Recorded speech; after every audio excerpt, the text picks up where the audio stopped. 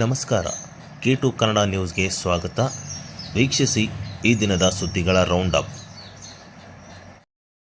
ರಾಯಚೂರು ಜಿಲ್ಲೆಯ ಸಿಂಧನೂರು ತಾಲೂಕಿನ ಯದ್ದಲದೊಡ್ಡಿ ಗ್ರಾಮದ ಮನೆಗಳಲ್ಲಿ ಏಕಾಏಕಿ ಭೂಮಿ ಕುಸಿದಿದ್ದು ಮನೆಯಲ್ಲಿ ಗುಂಡಿಗಳು ನಿರ್ಮಾಣವಾಗಿವೆ. ಗ್ರಾಮದಲ್ಲಿ ಕಳೆದ 1 ತಿಂಗಳಲ್ಲಿ 5 ಮನೆಗಳಲ್ಲಿ ಭೂ ಕುಸಿತವಾಗಿದ್ದು ಗ್ರಾಮಸ್ಥರು ಆತಂಕದಲ್ಲಿದ್ದಾರೆ. ಗ್ರಾಮ ತಗ್ಗು ಪ್ರದೇಶದಲ್ಲಿದ್ದು ಗ್ರಾಮದ ಸುತ್ತಲೂ ನೀರಾವರಿ ಪ್ರದೇಶ ಇರುವುದರಿಂದ ನೀರಿನ ಬಿಸಿ ಉಂಟಾಗಿ ಭೂಮಿ ಕುಸಿತಿದೆ ಅಂತ ಗ್ರಾಮಸ್ಥರು ತಿಳಿಸಿದ್ದಾರೆ. ಗ್ರಾಮದ ರಾಜಶೇಖರ್ ರೆಡ್ಡಿ, ಗೂರಪ್ಪ ಮೂಡಲಗಿರಿ, ಡಾಕ್ಟರ್ ಕರಿಬಸಪ್ಪ, ರಮೇಶ್, ಚನ್ನಬಸವ ಎನ್ನುವವರ ಮನೆಗಳಲ್ಲಿ ಭೂ ಕುಸಿತವಾಗಿದೆ. ಅದೃಷ್ಟವಶಾತ್ ಭೂ ಕುಸಿತ ವೇಳೆ ಮನೆಯಲ್ಲಿದ್ದವರು ಪ್ರಾಣಾಪಾಯದಿಂದ ಪರಾರಾಗಿದ್ದಾರೆ. ಗುಂಡಿಯಲ್ಲಿ ಬಿದ್ದಿದ್ದ ಮಹಿಳೆಯೊಬ್ಬರನ್ನ ಮನೆಯವರೇ ಕಾಪಾಡಿದ್ದಾರೆ. ಕುಸಿದ ಭೂಮಿಯನ್ನ ಸರಿಪಡಿಸಿ ಗುಂಡುಗಳನ್ನ ಮುಚ್ಚಿ ಜನ ಅಲ್ಲೇ ವಾಸ ಮಾಡುತ್ತಿದ್ದಾರೆ. ಗ್ರಾಮದಲ್ಲಿನ ಪರಿಸ್ಥಿತಿ ಬಗ್ಗೆ ಸಿಂಧನೂರು ತಾಲೂಕು ಆಡಳಿತ ಗಮನಕ್ಕೆ ತರಲಾಗಿದ್ದು ಯಾವುದೇ ಪ್ರಯೋಜನವಾಗಿಲ್ಲ. ಅಧಿಕಾರಿಗಳು ಹಿರಿಯ ಭೂ ವಿಜ್ಞಾನ ಇಲಾಖೆ, PWD, PRED ಇಲಾಖೆ ಅಧಿಕಾರಿಗಳ ತಂಡದಿಂದ ಪರಿಶೀಲನೆ ನಡೆಸಲು ತಾಲೂಕು ಆಡಳಿತ ಮುಂದಾಗಿದೆ. ಭೂ ಕುಸಿತವಾದ ಮನೆಗಳ ಮಾಲೀಕರಿಗೆ ಪರಿಹಾರ ನೀಡಬೇಕು ಅಂತ ಗ್ರಾಮಸ್ಥರು ಒತ್ತಾಯಿಸಿದ್ದಾರೆ.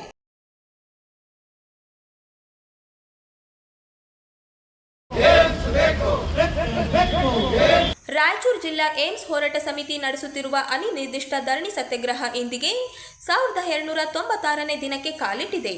ಕರ್ನಾಟಕ ರಾಜ್ಯ ಸರ್ಕಾರದ ಪ್ರಸ್ತಾವನೆಗೆ ಗೌರವಿಸಿ ಸುದೀರ್ಘವಾಗಿ ನಡೆಯುತ್ತಿರುವ ಹೋರಾಟಕ್ಕೆ ಸ್ಪಂದಿಸಿ ಶೀಘ್ರದಲ್ಲಿಯೇ ರಾಯಚೂರಿಗೆ ಏಮ್ಸ್ ಆರೋಗ್ಯ ಸಂಸ್ಥೆಯನ್ನು ಮಂಜೂರು ಮಾಡಲೇಬೇಕೆಂದು ಕೇಂದ್ರ ಸರ್ಕಾರವನ್ನು ಒತ್ತಾಯಿಸಿ ಶುಕ್ರವಾರ 11 ಗಂಟೆಗೆ ನಡೆದ ಧರಣಿ ಸತ್ಯಾಗ್ರಹ ನಡೆಸಿ ಕೇಂದ್ರ ಸರ್ಕಾರದ ವಿರುದ್ಧ ಘೋಷಣೆ ಹಾಕಿದರು.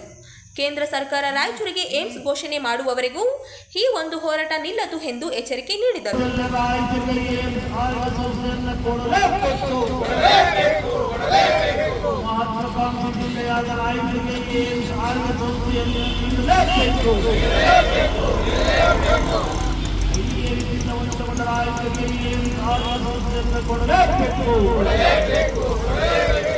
ಪ್ರಾದೇಶಿಕ ಸಮತೋಲನ ನಿವಾರಣೆಗಾಗಿ ರಾಯಚೂರಿಗೆ ಏಮ್ಸ್ ಅನ್ನು ಘೋಷಣೆ ಮಾಡಲೇಬೇಕು. 1290 ನಿರಂತರವಾಗಿ 3.5 ವರ್ಷ ಕಳೆದು 4ನೇ ವರ್ಷಕ್ಕೆ ಬಂದಿರುವ ಈ ಹೋರಾಟಕ್ಕೆ ನಿರ್ಲಕ್ಷ್ಯ ವಹಿಸಿರುವ ಕೇಂದ್ರ ಕರ್ನಾಟಕ ರಾಜ್ಯ ಬೋವಿ ಸಂಘ ಜಿಲ್ಲಾ ಸಮಿತಿ ವತಿಯಿಂದ ದಿನಾಂಕ 30ರಂದು ನಗರದ ಶ್ರೀ ಶಿವಯೋಗಿ ಸಿದ್ದರಾಮೇಶ್ವರ ಕಲ್ಯಾಣ ಮಂಟಪದಲ್ಲಿ ಸಮಾಜದ ತಾಲೂಕು ಅಧ್ಯಕ್ಷರು ಹಾಗೂ ಪದಾಧಿಕಾರಿಗಳ ಆಯ್ಕೆ ಪ್ರಕ್ರಿಯೆ ನಡೆಯಲಿದೆ ಎಂದು ಜಿಲ್ಲಾ ಅಧ್ಯಕ್ಷರಾದ ನಾರಾಯಣಸ್ವಾಮಿ ಅವರು ಹೇಳಿದರು. ಅವರಿಂದು ನಗರದ ಸುದ್ದಿಗಾರರೊಂದಿಗೆ ಮಾತನಾಡುತ್ತಾ ಸಮಾಜದ ಜಿಲ್ಲಾ ಅಧ್ಯಕ್ಷರಾಗಿ ನನ್ನನ್ನು ಪುನರ್ ಆಯ್ಕೆ ಮಾಡಲಾಗಿದೆ ಎಂದರು. ಈ ಸಭೆಯಲ್ಲಿ ಗ್ರಾಮೀಣ ಸಮಾಜದವರು ಮತ್ತು ಮುಖಂಡರು, ಯುವಕರು ಪಾಲ್ಗೊಂಡು ಜಿಲ್ಲೆಯ ಅಧ್ಯಕ್ಷರು ಮತ್ತು ಸರ್ವ ಸದಸ್ಯರ ಒಮ್ಮತದಿಂದ ತಾಲೂಕು ಅಧ್ಯಕ್ಷರನ್ನು ಆಯ್ಕೆ ಮಾಡಲಾಗುತ್ತದೆ. ಸಮಾಜದ ಜನರು ಹೆಚ್ಚಿನ ಸಂಖ್ಯೆಯಲ್ಲಿ ಭಾಗವಹಿಸಿ ಆಯ್ಕೆ ಮಾಡಬೇಕು ಮನವಿ ಮಾಡಿದರು. ಈ ಸಂದರ್ಭದಲ್ಲಿ ಕಾಶಿನಾಥ, ಆಂಜನೇಯ, ನಾಗರಾಜ, ಲಕ್ಷ್ಮಣ ಸೇರಿದಂತೆ ಅನೇಕರು ಉಪಸ್ಥಿತರಿದ್ದರು. ತಾಲೂಕು ಅಧ್ಯಕ್ಷರನ್ನು ನೇಮಕ ಮಾಡಲು ದಿನಾಂಕ 30/11/2025 ರವಿವಾರ ಬೆಳಗ್ಗೆ ಶ್ರೀ ಶ್ರೀ ಶಿವಯೋಗಿ ಸಿದ್ದರಾಮೇಶ್ವರ ಕಲ್ಯಾಣ ಮಂಟಪದಲ್ಲಿ ನೂತನ ಅಧ್ಯಕ್ಷನಾಗಿ ತಾಲೂಕು ಅಧ್ಯಕ್ಷನಾಗಿ ಮಾಡಲು ಮತ್ತು ಜಿಲ್ಲಾ ಮಹಿಳಾ ಅಧ್ಯಕ್ಷನಾಗಿ ನೇಮಕ ಮಾಡಲು ಇದೇ ದಿನಾಂಕದಂದು ಸಭೆಯನ್ನು ಕರೆಯಲಾಗಿದೆ. ಸರ್ವ ಸಮಾಜದ ಬಾಂಧವರು ಸಭೆಗೆ ಬಂದು ಆಗಮಿಸಿ ತಾಲೂಕು ಅಧ್ಯಕ್ಷರು ಮತ್ತು ಜಿಲ್ಲಾ ಮಹಿಳಾ ಅಧ್ಯಕ್ಷರನ್ನು ನೇಮಕ ಮಾಡಲು ಎಲ್ಲ ಸರ್ವ ಜಿಲ್ಲಾ ಪದಾಧಿಕಾರಿಗಳು ಮತ್ತು ಅಧ್ಯಕ್ಷರು ಎಲ್ಲರೂ ಸೇರಿ ನಿರ್ಣಯಿಸಿಕೊಂಡಿದ್ದೇವೆ. ಅದಕ್ಕೆ ಎಲ್ಲರೂ ಬಂದು ಸಭೆಗೆ ಒಗ್ಗಟ್ಟು ಕಾರ್ಯಕ್ರಮವನ್ನು ಯಶಸ್ವಿಗೊಳಿಸಬೇಕೆಂದು ಈ ಮುಖಾಂತರ ತಮ್ಮೆಲ್ಲರಿಗೆ ಅಭಿನಂದಿಸಿಕೊಳ್ಳುತ್ತೇನೆ.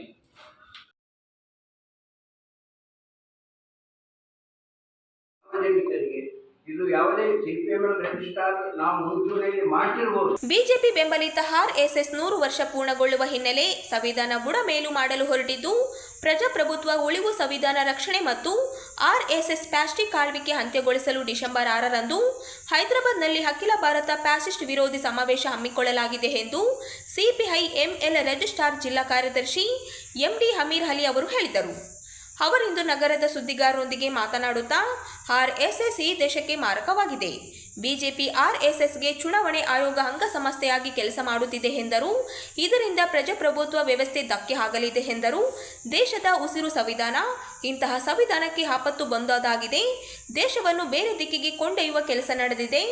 ದೇಶದಲ್ಲಿ ಆರ್ಎಸ್ಎಸ್ ಫ್ಯಾಸಿಸ್ಟ್ ಶಕ್ತಿಯನ್ನು ವಿರೋಧಿಸುವವರು ಒಟ್ಟಾಗಬೇಕಾಗಿದೆ. ಸಂವಿಧಾನ ರಕ್ಷಣೆ ಮಾಡಬೇಕು ಎಂದು ಕರೆ ನೀಡಿದರು.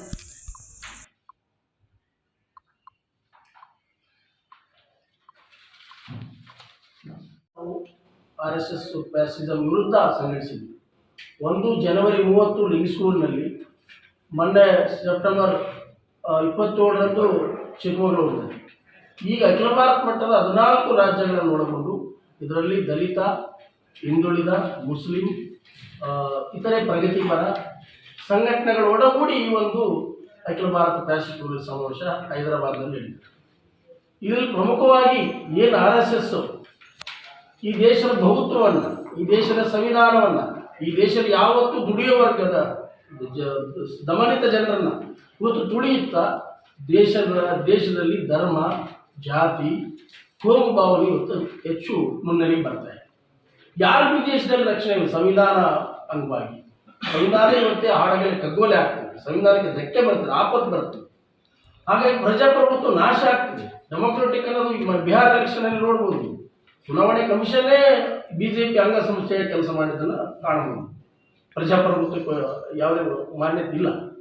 ಹಾಗಾಗಿ ಇದ್ರ ವಿರುದ್ಧ ಒಂದು ಬಲಾಢ್ಯ ಚಳುವಳಿ ಕಟ್ಟಲಿಕ್ಕೆ CPM ರಿಜಿಸ್ಟ್ರಾರ್ ಒಳಗೊಂಡು ಇತರೆ ಪ್ರಗತಿಪರ ಸಂಘಟನೆಗಳು, ದಲಿತ, ಅಲ್ಪಸಂಖ್ಯಾತ, ಕ್ರಿಶ್ಚಿಯನ್, ಇತರೆ ದಮನಿತ ಜನಗಳ 29 ಸಂಘಟನೆಗಳ ಪಕ್ಷ ಮತ್ತು ಸಂಘಟನೆಗಳ ಒಂದು ಒಕ್ಕೂಟನ ಸಂಘಟನಾ ಸಮಾವೇಶ ರಚಿಸಿಕೊಂಡು ಇದೇ ಮುಂದಿನ 6ನೇ ತಾರೀಕು ಡಿಸೆಂಬರ್ನಲ್ಲಿ ಸಮಹಿತ ಫಂಕ್ಷನ್ ಹಾಲ್, LB ನಗರ, ತೆಲಂಗಾಣದ ಪೊಲೀಸ್ ಸ್ಟೇಷನ್ ಹತ್ತಿರನೇ 2,000ಕ್ಕೂ ಹೆಚ್ಚು ಜನರನ್ನೊಳಗೊಂಡು ಪ್ರತಿನಿಧಿಗಳ ಸಮಾವೇಶನ ಆಯ್ಕೆ ಮಾಡಿದ್ವಿ.